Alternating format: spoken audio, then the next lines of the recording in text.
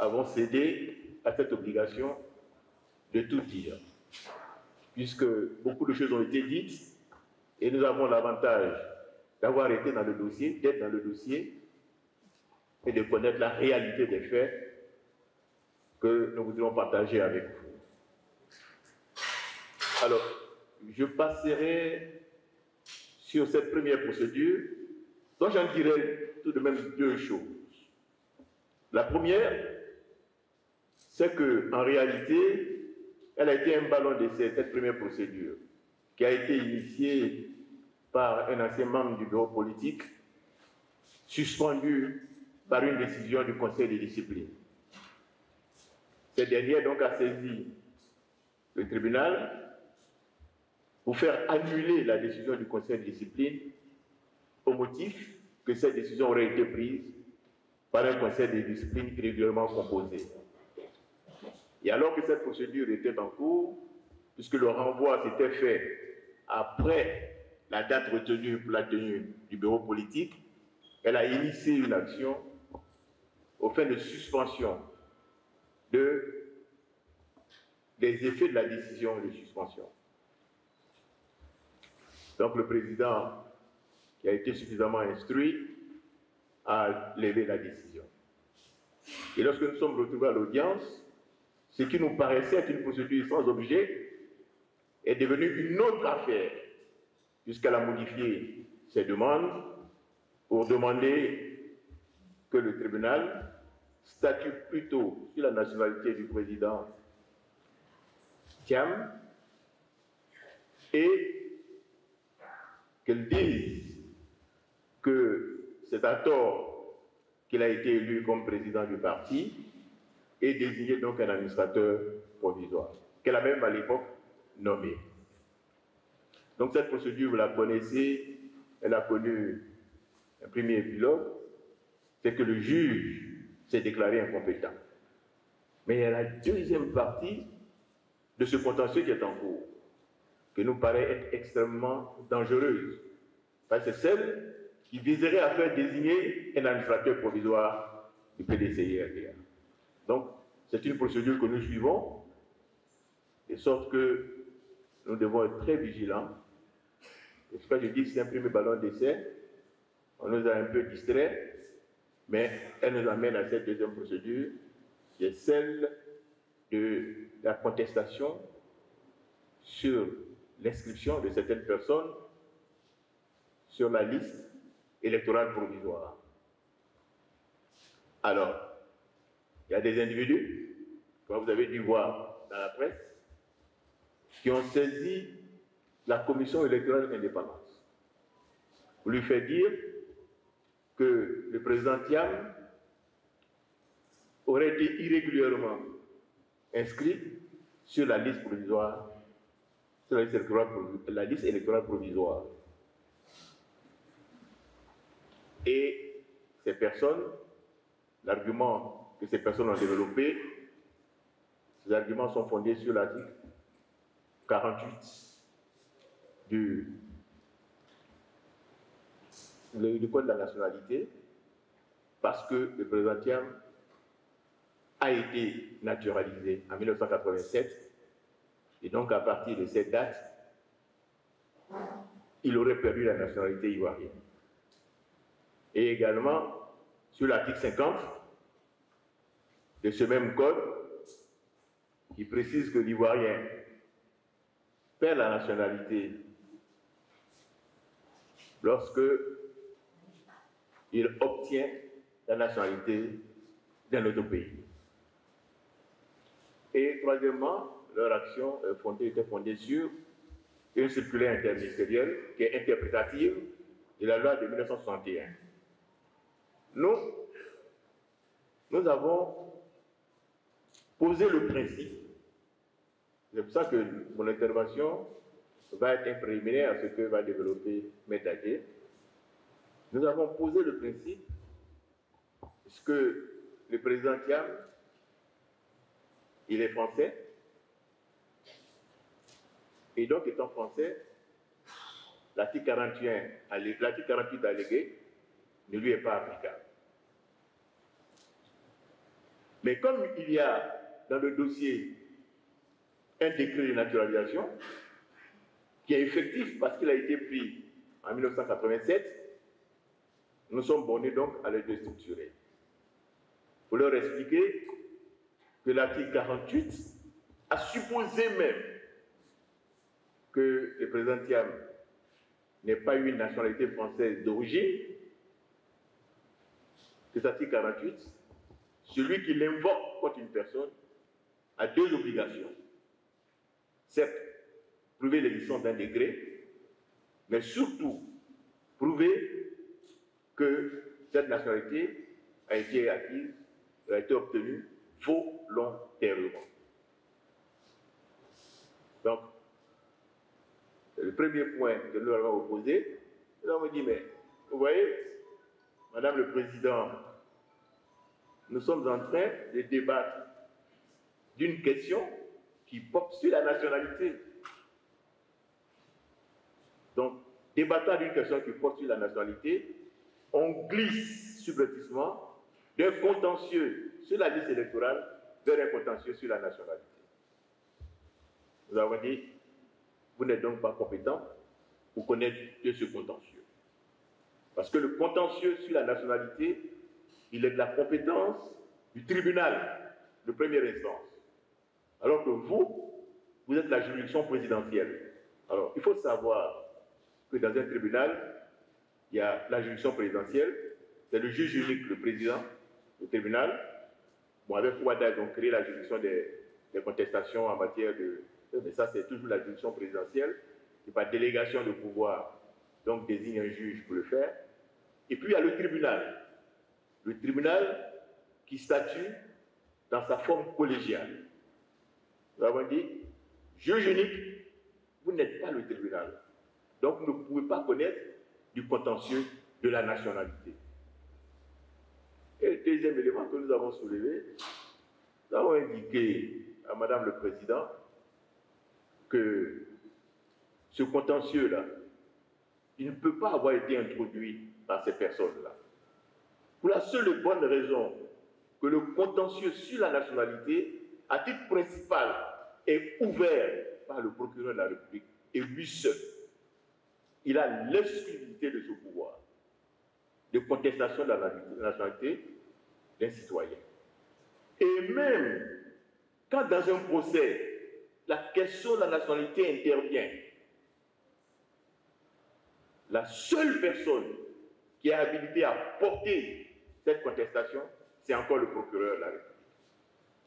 Donc, à titre principal, ou de façon incidente à un procès en cours, seul le procureur de la République est compétent, c'est une compétence exclusive, à porter cette contestation. D'ailleurs, la loi même le dit, la loi sur la nationalité précise que même si la question est soulevée devant une juridiction suprême comme la Cour d'assises, à l'époque c'est la Cour d'assises qui est restée, mais bon, parce qu'on a créé maintenant les nouvelles juridictions criminelles, et le texte n'a pas été modifié sur ce point, donc on reste à la Cour d'assises. Comprenez, la haute juridiction qui juge les criminels, que la question de la nationalité est soulevée, elle doit être soulevée comme étant une question préjudicielle. Ça veut dire que la juridiction qui est saisie doit surseoir à statuer, renvoyer la partie qui soulève la question devant le tribunal compétent pour que la question de la nationalité soit tranchée. Et ce n'est que lorsque la question de la nationalité est tranchée que le juge pénal, y compris le juge de cassation, en tire les conséquences au plan pénal. Nous avons dit, vous voyez, tous ces éléments font que vous ne pouvez pas connaître de ce dossier, et même si vous estimez par un braquage judiciaire que vous êtes compétent, celui qui vous a saisi, lui, il n'a pas la qualité pour vous saisir d'une contestation sur la nationalité. Malheureusement, l'affaire a été mise en délibéré et nous avions espoir parce que nous nous sommes dit, on ne voit pas comment elle peut passer outre ces dispositions qui sont d'ordre public. La disposition d'ordre public elle est celle qu'on peut soulever à n'importe quel moment d'un procès, elle est celle que la loi oblige le juge à soulever lui-même. Donc, n'ayant pas soulevé, nous l'avons soulevé, et on s'est dit, bon, cet aspect ne nous posera pas de questions, ne nous fera pas de problème, parce que ça nous paraît relever de l'évidence.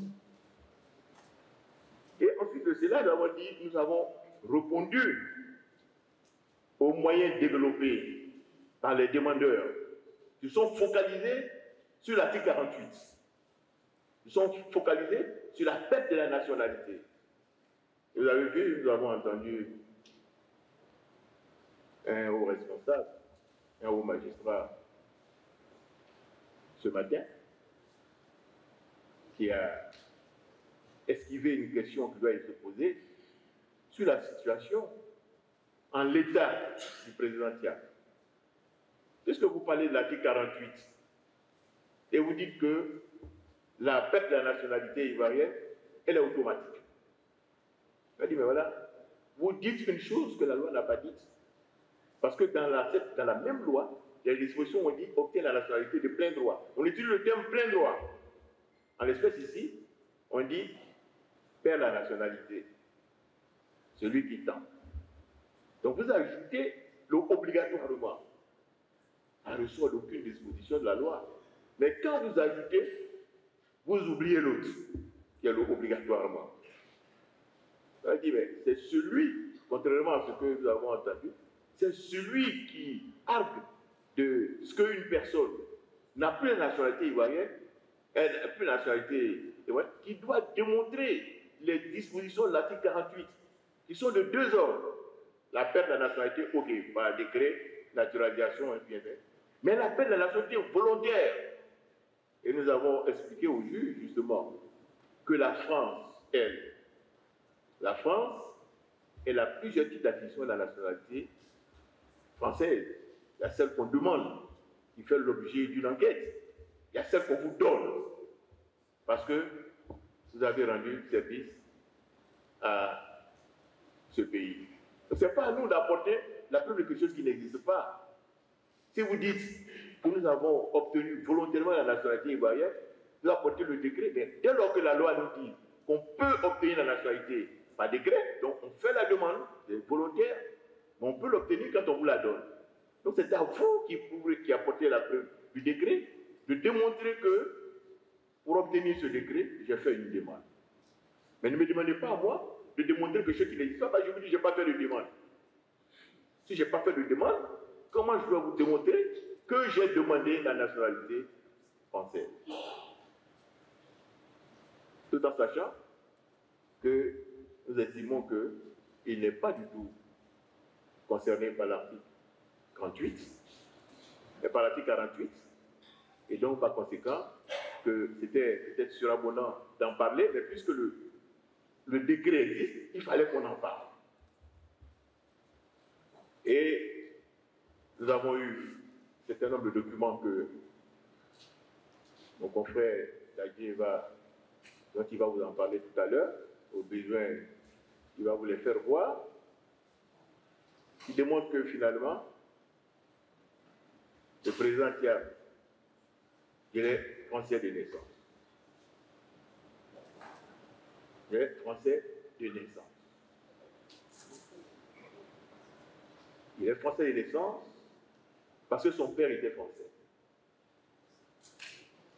Français de naissance parce que son père était français. Il est ivoirien de naissance parce que sa mère était ivoirienne.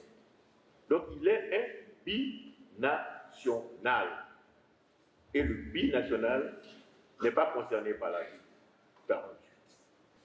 Quand j'ai lu la décision du juge, le juge dit, mais que ce document est illisible. Et nous, on a fait des copies, mais il est lisible, même les copies sur copies sont lisibles. Il dit que ce n'est pas lisible. Mais entre nous, dans notre métier, quand une personne produit un document qui n'est pas lisible, le juge fait quoi? Il met, produisez-moi une copie plus lisible. Vous ne l'écartez pas, parce que le juge, il a l'obligation de tout mettre en œuvre pour parvenir à une décision juste. Et il vous dit, mais c'est tout fait là, on a délivré le document à la mairie du plateau. On aurait pu renvoyer le dossier pour faire un compulsoire, puisque on n'avait pas cette crainte que ce document pouvait être rejeté. Si c'est un document officiel, c'est à la mairie tout près là. Mais en réalité, le président, l'ancien président de la Cour d'appel ce matin, qui est le directeur des affaires civiles, il a essayé d'expliquer, mais le délai qui était imparti au juge pour trancher le litige, un délai de 5 jours. Mais entre les 5 jours, il y a eu les samedis, il y a eu les dimanches, il y a eu les lundis fériés. Donc en réalité, nous avons, le premier jour, nous l'avons occupé pour solliciter justement le renvoi pour répliquer aux requêtes des demandeurs que nous n'avions pas en notre possession. Et le dernier, c'était le 5e jour. Et vous avez vu que le juge a rendu une décision de près de 40 pages. À une audience qui s'est achevée à midi, à 15h. Donc entre midi et 15h, et midi et 16h, elle a rédigé les 48 pages.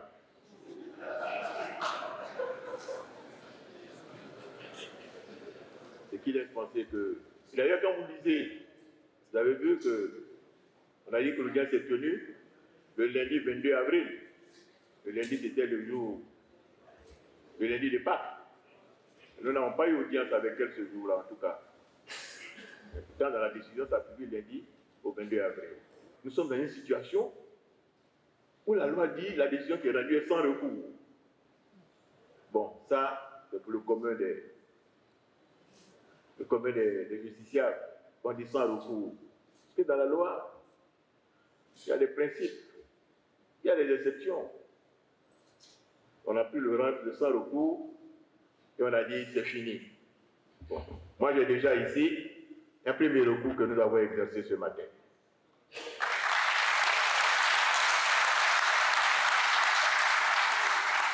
Nous avons exercé ce recours parce que dans la précipitation, le juge qui a tranché un litige qui porte sur la contestation de la nationalité, qui touche l'état des personnes, a omis de communiquer au ministère public. Or, la communication au ministère public, elle est obligatoire. Et la loi sanctionne cette non-communication de nullité absolue.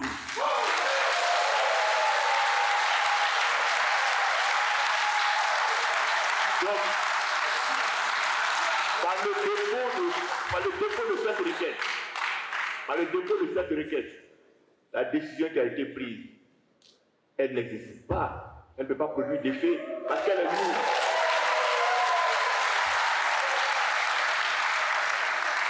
Naturellement, on dit sans recours. Mais rassurez-vous, au-delà de ça, il y a des recours que les techniciens de la procédure, moi je suis enseignant de procédure, connaissent. Et nous en parlerons.